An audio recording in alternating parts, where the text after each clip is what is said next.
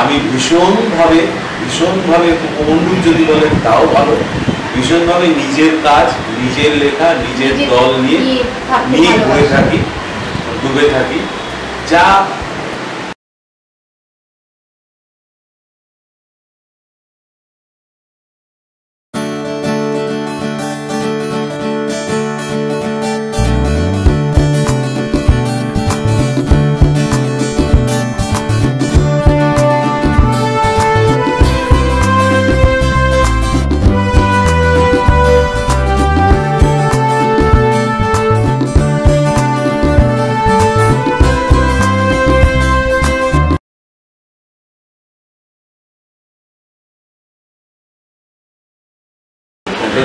আমার কোনো বন্ধু, আমার রাজনীতিরই কথা, আমার রাজনীতি বন্ধু নেই, রাজনীতি করে এরকম মানে সশস্ত্র রাজনীতি আর কি। মানে এমনি আমরা প্রত্যেকের জীবনেই কিন্তু একটা না একটা করে রাজনীতির সঙ্গে যুক্ত, এটা অনস্বীকার্য। কিন্তু এমন কোনো ব্রাইট রাজনীতির লোকের সঙ্গে আমার কোনো বন্ধুত্ব নেই যে তার সঙ্গে বসে গল্প করি না, কথা বলার কোনো স্কোপ নেই যে আমি জানবো। কারণ আমি ভীষণভাবে অনুরূপ যদি বলেন তাও ভালো, ভীষণভাবে নিজের কাজ, নিজের লেখা, নিজের দল নিয়ে ঘুরে থাকি, ডুবে থাকি। যা ঘটছে কিছু করার নেই। মানে আমি ওইটাকে মানছি না, মানবো না, এটা হতেই পারে, কিন্তু এই বর্তমান জিনিসটাকে আমার এই যেমন আমি আগামী 21শে সেপ্টেম্বর একটা প্রযোজনা করছি, যেটা আমি মানে 2012 সালে থেকে করে আসছি, মাঝে মাঝে ওটা করি। সেটা হচ্ছে আমি একটি মেয়ে বলে একটি নাম, যেখানে এই মেয়েদের ওপর যে নির্যাতনগুলো পর ঘটেছে তার উপর দিয়েই লেখা। 2012 সাল থেকে আমি করেছি, অনেকগুলোই শো হয়েছে, প্রচুর, নিজের সিসিতে হয়েছে, বিভিন্ন জায়গায় হয়েছে। এটা আবার আমি করছি, মানে আমার যদি কিছু বলার ভাষা থাকে আমার থিয়েটার, সেই থিয়েটারে আমি এটাকে আবার অন্যভাবে ওইটাই আনবো। এবার এমন একটা ঘটনা, যত বছর বেরোবে তত বছর একটা করে পালক বোঝা হবে, এমন একটা নাটক। কিন্তু আপনার কি কখনো মনে হয়নি সমাজে শুধু মেয়েরা না, ছেলেরাও? হ্যাঁ, আমার কথা হচ্ছে যেহেতু মেয়েদের এই নাটকটা লিখেছি এবং ছেলেদেরও বলছি লিখেছি, মেয়েদের এই নাটকটা লিখেছিল ওই সোনালী মুখার্জি যে তোমার অ্যাসিড বার্ন, যে ওই গল্পটা যখন পড়ি ওই সময় আমার খুব আঘাত লেগেছিল। তারপর থেকে হ্যাঁ খুব এরকম একটা হতে পারে তো। আর এবং সে নিজে অনার কিলিং চাইছে, তো তখন থেকে ওইটা লিখলাম। লেখার সঙ্গে খোঁজপাতি নিতে গিয়ে অনেক বিভৎস জিনিস দেখলাম, যেখান থেকে দেখতে পেলাম যে মালদায় রতুয়াতে যেটা ঘটছে, যে ডেটে ঘটছে, আমাদের রাজস্থানেও সেই ডেটে একই ঘটনা ঘটছে, এরকম বিভিন্ন জায়গায়। হ্যাঁ, সুতরাং সেইগুলোকে এক জায়গায় এনে একটা নাটকের একক অভিনয়, একটা মেয়ে বলছে এই ঘটনাগুলো, এনাক্ট করছে, সেটা লিখেছি। এই ছেলেদের প্রতি যেমন একটা লিখেছিলাম, প্রতি মানে একজনকে ধরে, এবং তাকে ধরে তার বিভিন্ন লোককে এনেছিলাম, যেগুলো রিয়েল লাইফ স্টোরি। ওরা এই আমাদের এখানেই একটি ব্যাংকের কর্মী, তাকে মানুষে মানে খোরাক করতো, আমরা যেটাকে খোরাক করি, লিটারেলি ব্যাংক কর্মী, এমনকি রেগুলার আসা লোকেরা খোরাক করতো, সুনীল সামথিং নাম। এবার সে একদিন সহ্য করতে পারেনি, তার হাতের বন্দুকটা চালিয়ে দেয় এবং তাতে একজন মারা যায়, একজন দিয়ে বন্দী হয়। এবার এইটাকে নিয়ে আমি পেছনে যে এই যে মানুষটাকে খোরাক করলাম, এবার খোরাক কতজনকে কত রকম, এরকম বিভিন্ন মানুষ পেলাম আমাদের যাদবপুরে, বেহালায় একটা লোকালে আসতো একজন ছোটখাটো মানুষ আর কি, তাকে নিয়ে এসে মানে তারা প্রত্যেকেই তার জায়গা থেকে সরে গেল, পাওয়া গেল না, হারিয়ে গেল, এতই তার উপর মেন্টাল টর্চার করা, যারা করেছে তাদের কিছু নেই, তারা খোঁজ নেয়। মানে মানিক বন্দ্যোপাধ্যায়ের উপন্যাসের মতো একদম। হ্যাঁ, একদম। যে এই যখন থেকে পাচ্ছে না, যেমন একটি ট্রেনে গান গাইতো রফি কোনটি, ও ওই মাইক নিয়ে গান গাইতো, বাড়ি ফিরতো, ওর স্ত্রী বাদামের প্যাকেট করে দিত, এই করতো। এইবারে বাদাম বেচতো, স্ত্রীও গান গাইতো, এই গল্প।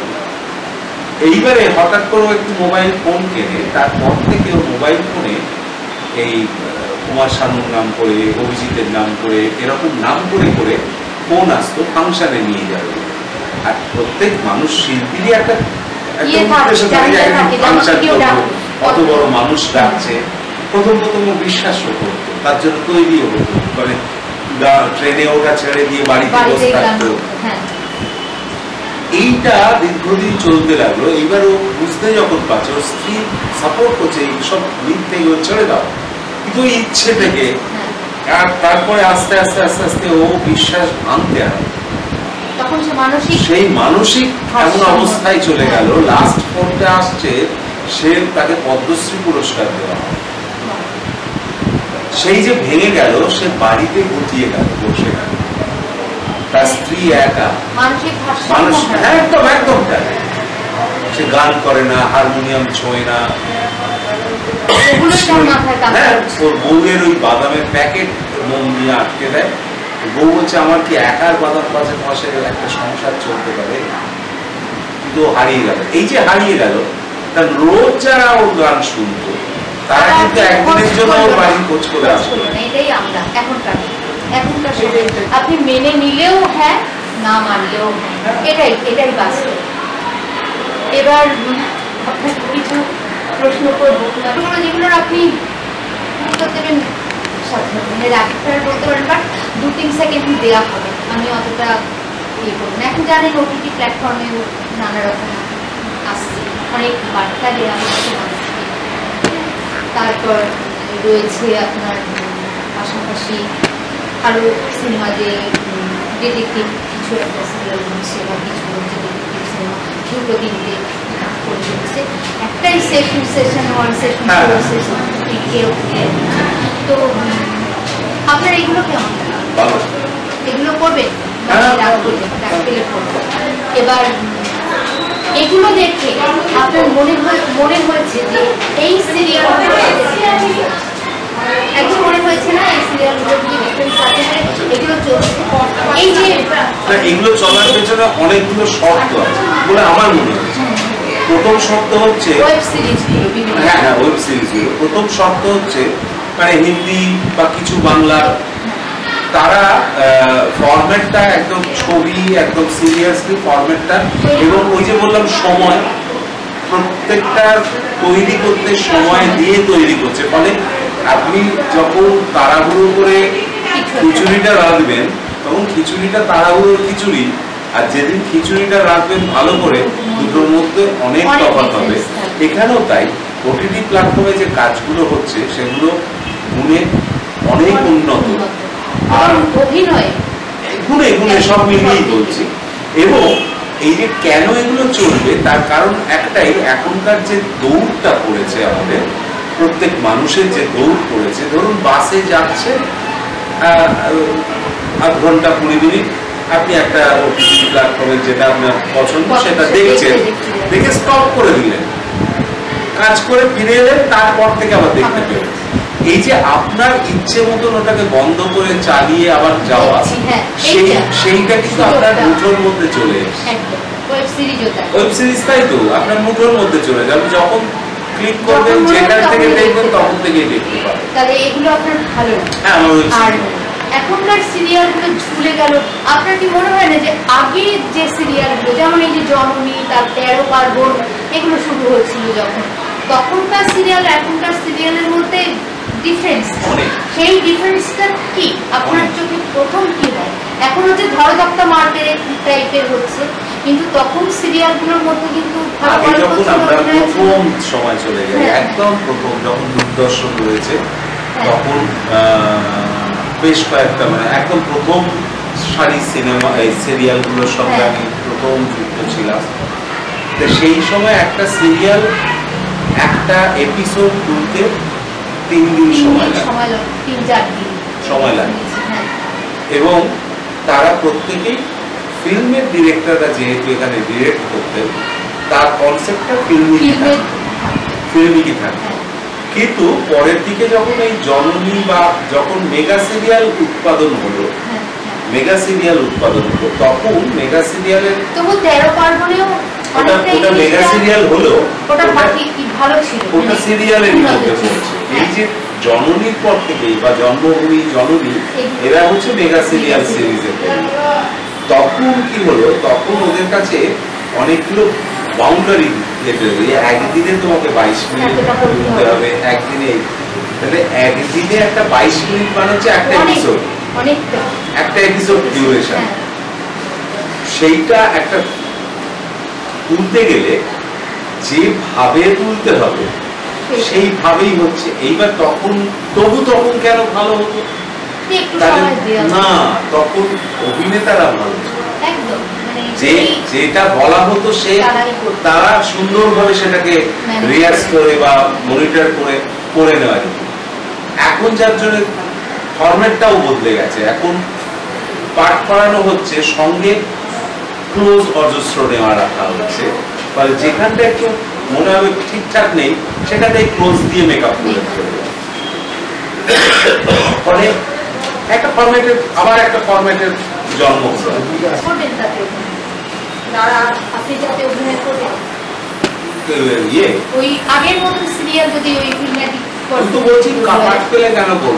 সিরিয়াল করে খাই, সিনেমা করে খাই, কেন আমি করবো না? না করার তো জায়গায় নেই। চরিত্রাভিনেতা মানে হতে চেয়েছিলেন নাকি নায়ক? কোনোদিন ভাবতে দেয়নি, নাটক আমাকে কোনোদিন একটু ভাবতে দেয়নি, অভিনয় আমাদের কোনোদিন ভাবতে দেয়নি যে নায়ক। কারণ আমরা যখন পড়েছি বলছে নায়কও তো একটা চরিত্রে অভিনয় করে, সে হয়তো মেয়ে দিল, আর আমরা তার পাশেও একটা অভিনেতা। হ্যাঁ, অবশ্যই ইম্পর্টেন্ট রোল হতে হবে, এটা আমি সবসময় করে এসেছি, সবসময় করে এসেছি যে আমার গুরুত্ব যেন থাকে। আজ পর্যন্ত সেই রকমই করে এসেছি, সব জায়গাতেই করে এসেছি। এবার এইরকম মানে ক্যারেক্টার অভিনেতাতে উৎপল দত্ত না অনিক চ্যাটার্জি, আপনি কাকে আগ্রহ?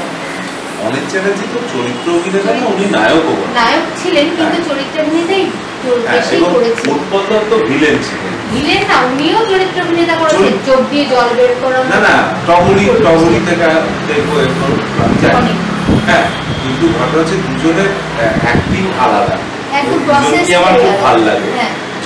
দুজনকে না, হ্যাঁ, আমার কাছে বাছা খুব কঠিন, উত্তম সৌমিত্র খুব কঠিন। দুজন দুরকম অভিনেতা, জোনারটা ক্যারেক্টার অভিনেতা হতে পারে, কিন্তু জোনারটা আলাদা। ধরুন যদি তুলসী চক্রবর্তী, অনুপ কুমার, আমি কাকে বলবো?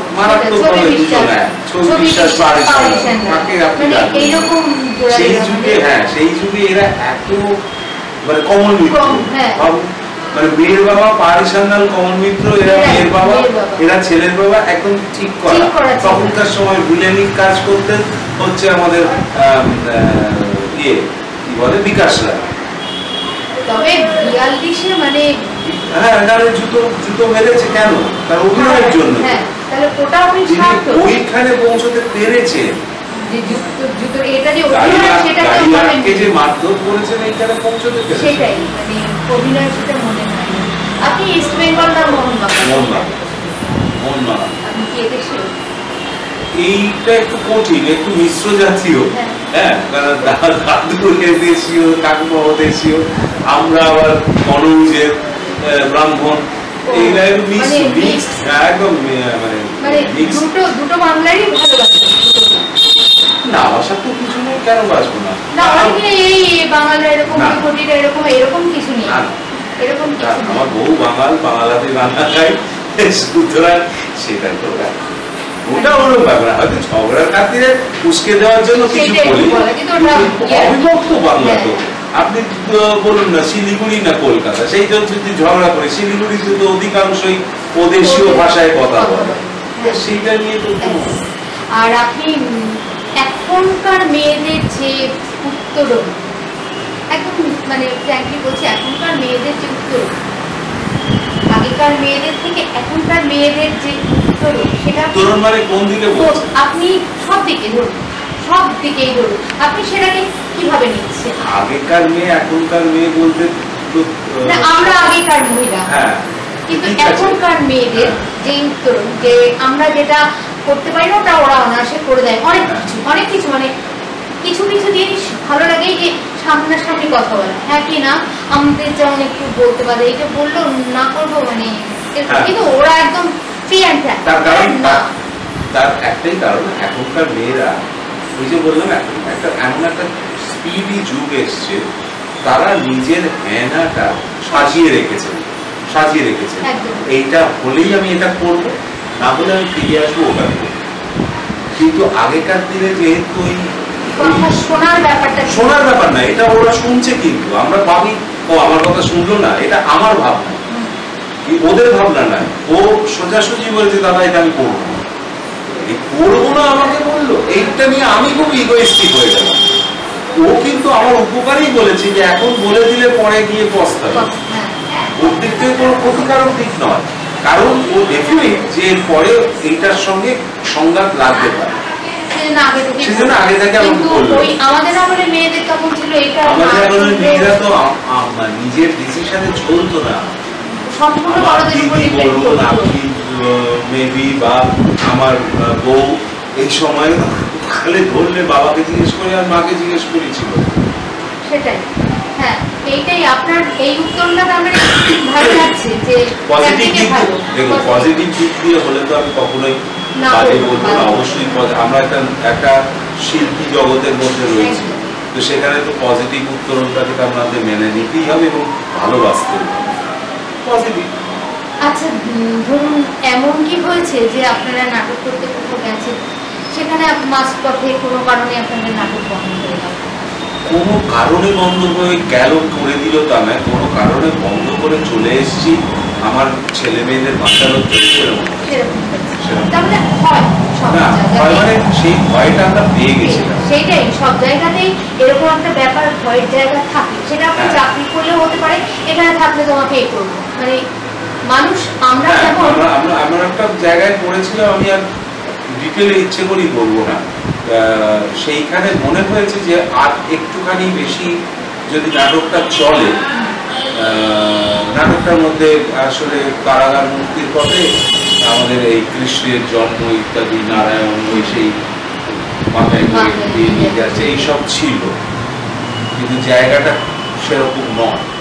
ফলে কিছুক্ষণের মধ্যে আমি দেখলাম অ্যাটমসফিয়ারটা বদল, হঠাৎ করে 2-4 ফোঁটা বৃষ্টি আরম্ভ হতে, ওপেন জায়গা ছিল, আমি যে অর্গানাইজার ছিল আমি বললাম যে দেখো এই বৃষ্টিতে তো মানুষও থাকবে না, আমরাও করতে পারবো না, বরঞ্চ এখন হ্যাঁ কি করি বলতো বন্ধ করে দাও, পরে যেদিন হবে সেদিন নয় আসবো।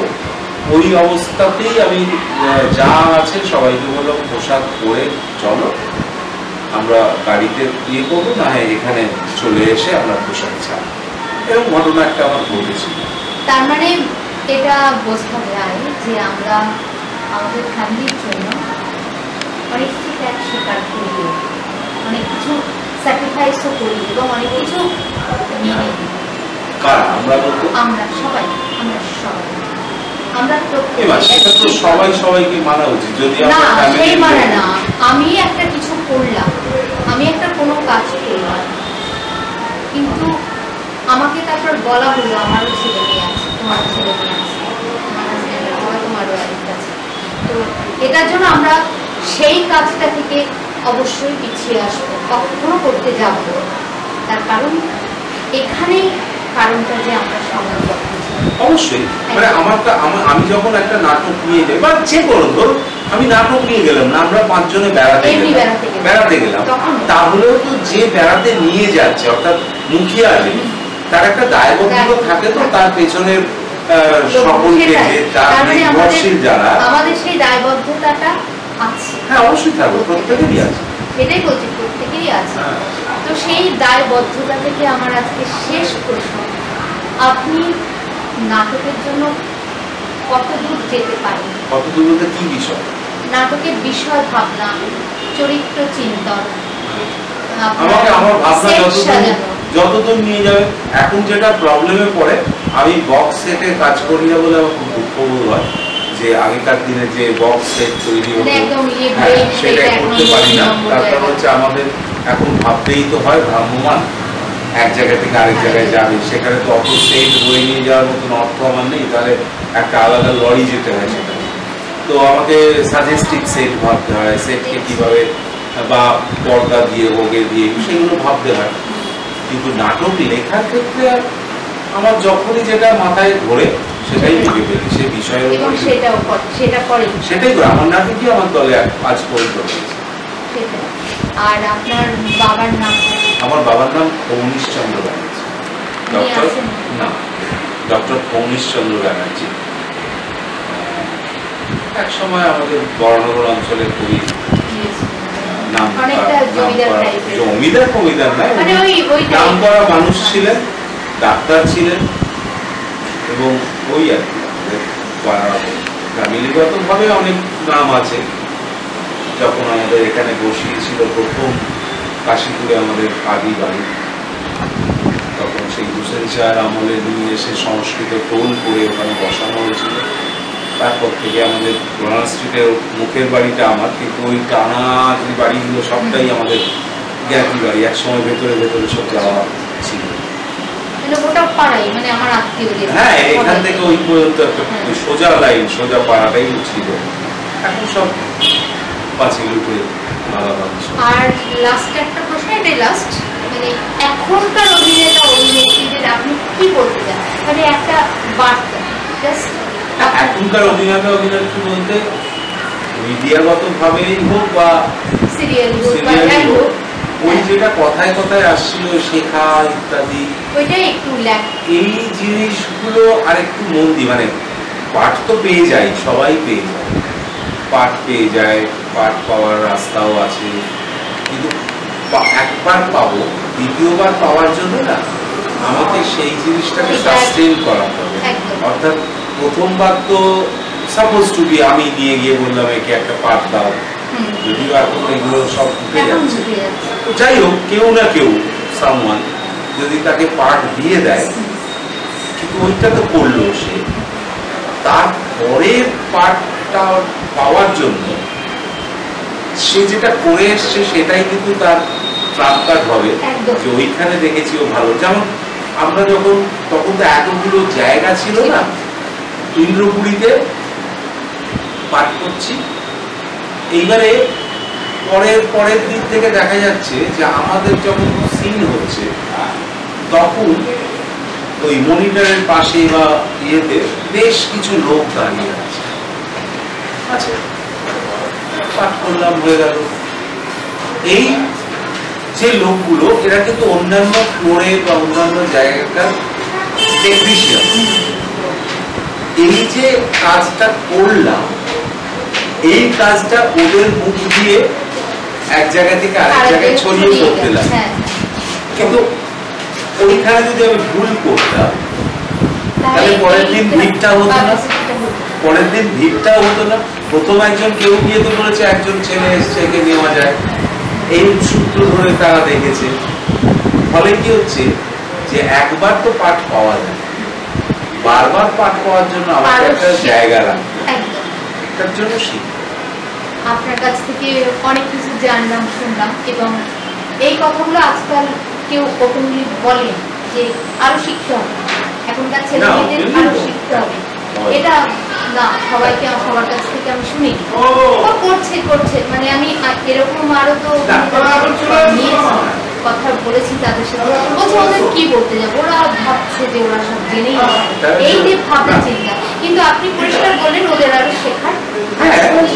সবার আমি এই যে এখন একটা করছি মধুর হওয়া বলে, সেখানে যখন ছেলেগুলো বলে বা আমি যখন কোনো কিউ দিই যে এইভাবে কর, এইভাবে কর, তারা খুব গ্ল্যাডলি মেনে নেয় এবং করে বলে ভাবিস বললে, এটা তো আদান প্রদান করার জায়গা, আদান প্রদান করছে। তাহলে অনেকক্ষণ আগে কথা বললাম, আপনাকে হয়তো ডিস্টার্ব করি না, ডিস্টার্ব না, আপনি পরে সব আসতে পারবেন। হ্যাঁ, তো খুব ভালো লাগলো, ভীষণ ভালো লাগলো, এভাবেই আপনি বলবেন। আপনার কাছে যারা আসবে তাদের অন্তত আপনার মতন হওয়ার চেষ্টা যেন তারা করে, সেই চেষ্টাটা আপনি করবেন। আর আপনি ভালো থাকবেন, নমস্কার, আবার দেখা।